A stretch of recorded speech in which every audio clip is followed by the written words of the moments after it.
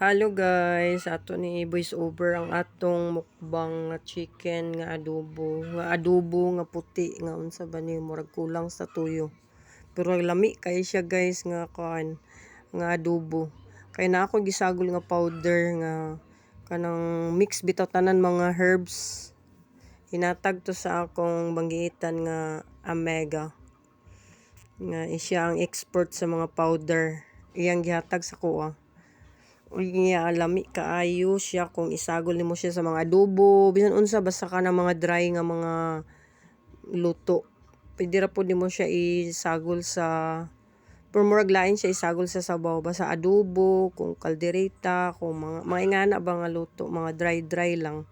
Dili gid ingon nga sabaw kay tanan to herbs gibutang na atoy paminta, ahos, bombay, kanang mga hill, mga sana black pepper basta tanan nga mga herbs, mga spicy ba gipang mix na tanan from India man to siya, from India.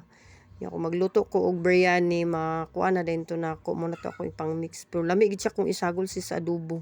Kung mag adobo ka di na ka kinahanglan mag magic sarap mao na to nga healthy pa gid siya kay powder aw kanang healthy pa gid siya kay mga herbs mo to imong ipang mix kung magluto ka dili na ka magbitsin, dili na ka magic sarap mao na to.